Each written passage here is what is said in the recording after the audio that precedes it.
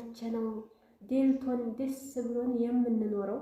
መቼ ነው የምንስቀው? ግን እንዳው ሁልጊዜ መከራ፣ ሁልጊዜ ለቅሶ፣ ሁልጊዜ ሮሮ በጣም ከባድ እኮ ነው። እኔ እንኳን እሺ እንደው ወደ ገጠር ሄድ ብዬ እዛው ቤተሰብ ጋር የሆንኩትን እሆናለሁ። የከተማ ያሉት እዚህ ያሉት በቃ እንዴት አድርገው ነው የሚኖሩት?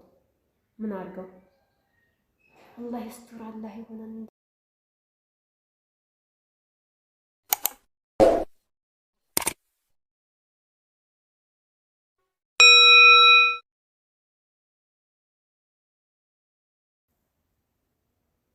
አሰላሙ አለይኩም ወራህመቱላሂ ወበረካቱሁ። ውድና የተከበራችሁ የመንሱራቱ አድማጭ ተመልካቾቼ እንዲሁም ቤተሰቦቼ እንደምን አላችሁ? በያላችሁበት ሰላማችሁ ይብዛ። ውድ የመዳም ቅመሞቼ ወንድሞቼ ሰላም ለሀገራችን ይሁን እያልኩ ብቅ ብያለሁ። ዛሬ ቪዲዮን ሼር፣ ላይክ እያደረጋችሁ አበረታቱን። አዲስ የሆናችሁ ሰብስክራይብ በማድረግ የደወል ምልክቱን በመጫን ቤተሰብ ሆኖ ከጎን የሆኑ አግዙኝ። ኢትዮጵያ ነው ያለሁት እላችኋለሁኝ። ደክሞኛል ወላሂ ላዚም አሁን ማለት ነው ገና 4 ሰዓት አልሆነም ወደ ከተማ መጥቼ ቀበሌ መታወቂያ አሰራለሁ ብዬ ያ አላህ ሱብሃንአላህ። ባጃጅም የለም፣ ባጃጅ ጠፍቷል። አሁን ላይ ቤንዚን በጣም ስለተወደደ ባጃጅ እንደፈለጋችሁ ማግኘት የለም። መኪና ወደ ደሴ በቁጥር ናት የምታገኟት ማለት ነው፣ በቁጥር ያንንም ትኬት ቆርጣችሁ ነው። እንደዚህ መንገድ ላይ ቁሜ ከተማ ተሰልፌ ያገኛለሁ በጣም ከባድ ነው። እና አሁን ባጃጅ አጥቼ ሲሄድም ስመጣም በእግሬ ነካሁት ማለት ነው። በቃ ሁሉም ነገር ሲደራረብባችሁ ከበድ ይላል። ወገቤን ነው ያመመኝ ያ አላህ። በዛ ላይ ፀሐዩ ከላይ አናት ያፈላል፣ አናቴን ነው ያፈላው ማለት ነው።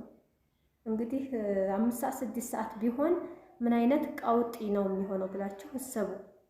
እና መታወቂያ ላሰራ ሂጄ ቀበሌ እንደ ቀልድ አይሰጡም። በቃ አለ አይደለ በፊት ከመኖራችሁበት አካባቢ ገጠርም ሆነ ከተማ ከኖራችሁበት አካባቢ እዛ የተወለዳችሁበት ሰፈር መንደር መሆናችሁን ማረጋገጫ ማመልከቻ አምጡ ይላሉ። ደግሞ አሁን እኔ ቀጤ ተወልጄ ከቢሸናቆ መታወቂያ ስጡ ለማለት ማለት ነው ጣጣውን ብዝት ታረጉት። ምን አለ አሁን ቀጤና ሀይቅ ምን ይራራቃል ማለት ነው። እኔ ከሳዑዲ አልመጣሁኝ ከዱባይ አልመጣሁኝ። ያው ለሸቀል ሄድኩ እንጂ መቼም አገር የተወለድኩበት እዚሁ ኢትዮጵያ ውስጥ ነው። ኢትዮጵያም ከመሆኔ እዛው ቅርብ እኮ ነው። ከሌላ ቦታ እንኳን ከሩቅ ቦታ አልመጣሁም። እና እኔ ደግሞ በቀላል ዝም ብዬ ሄድ ብዬ መታወቂያን ለማውጣት ነበር ሀሳቤ። እነሱ ግን ከዛው ከቀበሌሽ ሂደሽ ማመልከቻ አጽፈሽ ማህተም ተመቶልሽ ስትመጪ ነው የምንቀበልሽ እንጂ እንደዚህ በቀላል መታወቂያ መስጠት አይቻልም ብለው መለሱኝ። እኔም እንግዲህ ሌላ ምንም ምለው ነገር የለም። እሺ ነው እንግዲህ ማለት እንደዚህ በፓስፖርት ራሱ ቢሆን እስከዛሬ የምትጓጓዙት መታወቂያ ባይኖራችሁ ፓስፖርታችሁ የት እንደተሰራ ያው ፓስፖርት ማለት መታወቂያ ነው እና ያ ፓስፖርት የት እንደተሰራ ስለሚያውቁት ከዛ ቀበሌሽ ማመልከቻ ተባልኩ ማለት ነው። እና ይሄ ሁሉ ጣጣ ያበዛሉ ብዬ አላሰብኩም ነበረ። እንግዲህ ለመንቀሳቀሻ ያን ያህል መታወቂያ እንግዲህ እንዴት እንደሆነ አላውቅም። በነገራችን ላይ አሁን ላይ ስለጠበቀ የትም ስትሄዱ ማንነታችሁን የሚያሳይ መታወቂያ ግድ ነው ማለት ነው። እንደ ቀልድ ዝም ብሎ መንቀሳቀስ አይቻልም። እንደ ድሮ መታወቂያ ከሌላችሁ ያው ፓስፖርታችሁ ይኖራል ከሁለት አንዱ ማለት ነው። እኔ እስከዛሬ የምንቀሳቀሰው በፓስፖርት የነበረ ያሁን እንግዲህ እዚህ ጋር እንኳን ደግሞ መታወቂያ ለማንኛውም ነገር ያስፈልገኛል ብዬ ነበረ ያርኩት። እንደ ቀላል ገና አላገኘሁትም። ያው መለስ ቀለስ ሊያደርጉኝ ነው መሰለኝ ብቻ አላውቅም። በዚህ መልኩ ያው ተመልሻለሁኝ። ቢሸናቆ ላስጎብኛችሁ ሰፈራችሁን። እንግዲህ ቢሸናቆ አካባቢ ያላችሁ የናፈቃቸው ማለት ነው እዛ አካባቢ ነው ያለሁት። ቤት ማሰራት የምትፈልጉ እንጨት ሞልቶላችኋል። እዚህ በዚህ አካባቢ ያላችሁ ቤታችሁን ጎብኙ ማለት ነው።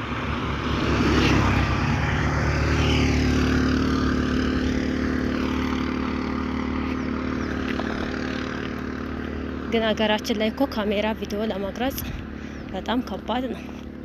ያን ያህል ነፃነት አታገኙም። ይሰርቧችኋል፣ ምናምን ያንቋሽሿችኋልና ቪዲዮ ለመቅረጽ ያን ያህል አይመቻችም። ግዴታ ያው ፈቃድ አውጥታችሁ ካልሆነ ማለት ነው። ይቀልድባችኋል፣ አይገባቸውም፣ አይረዷችሁም ማለት ነው። ቤቴ ብቅ ብዬ ማለት ነው። የሚገርማችሁ ነገር ስንት ቀኑ ውሃ የለም፣ ብመጣ ውሃ የለም፣ መብራት የለም። በቃ ሁሉም ነገር ጸጥ ረጭ ብሏል። እንኳን አይደለም ምግብ ለመስራት ቀርቶ ማለት ነው እንደዚህ እጄን የምናቀርበት ውሃ የለም። ስንት ጊዜው ሳምንት ሙሉ ውሃ መጥፋት ማለት አይከብድም። እኔማ የሌለኝ ማለት ነው ተከራዎችን ውሃ ቀርታችሁ ሞልታችሁ አስቀምጡልኝ አልኩኝ። ለምን መጣ ብዬ እንደፈለኩ ላፈሳስስ ማለት ነው። እና አሁን ውሃ የለም፣ ስንት ቀኑ ውሃም የለኝም። እንደው ከሱቅ እንኳን በሃይላንድ ገዝታችሁ ምን ያህል ነው የሚያስጠቅማችሁ? ምግብ አብስላችሁበት ለቡና ለመተጣጠቢያ ምናምን ብላችሁት እንዴት ነው የሚበቃው? እኔ አላውቅም ወላሂ ላዚም። እንደው ኢትዮጵያ ላይ ስትኖር እኮ ማለት ነው አንዳንድ ጊዜ የሚገርመው ነገር በአንዱ ስትሉት በአንዱ ይህንን ነገር ተወጣው ስትሉት በአንዱ። አሁን መብራት የለም፣ በቃ ጨለማ ነው። በጨለማ ነው ቪዲዮ የምቀርጸው፣ መብራት የለም ማለት ነው። ትናንትና የጀመረ ትናንትናም የለ አዳርም የለ አሁንም የለም። ይህ አንድ ብስጭት ነው። ውሃ የለም እንግዲህ ካለ ውሃ የሚሆን ነገር የለም። መብራቱን እንኳን በጄኔሬተርም በምንም ብላችሁ እንትን ትላላችሁ ማለት ነው።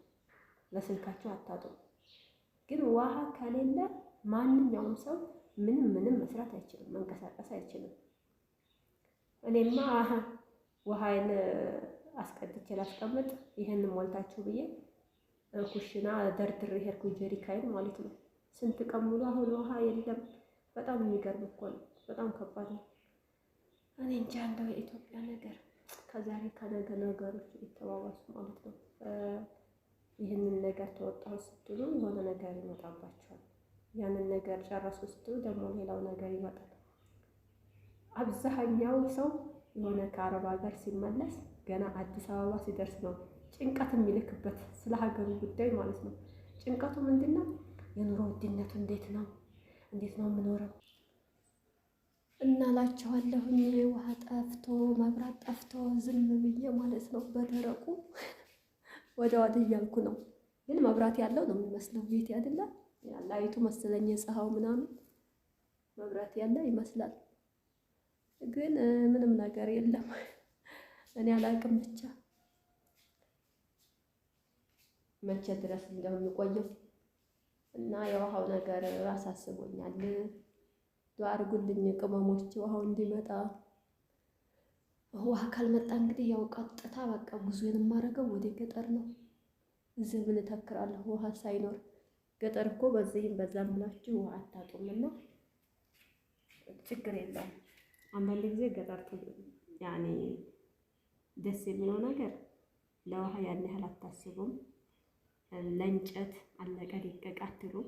ከተማ ቁጭ ብላችሁ ያላችሁን ብራችሁን በቃ ለምንም ማውጣት ብቻ እና ውድ ቤተሰቦቼ እስኪ አላህ ሁሉንም ነገር ያብጀው፣ ሰላሙን አላህ ያምጣልን፣ ሁሉንም ነገር እንደ ድሮ ይመልስልን።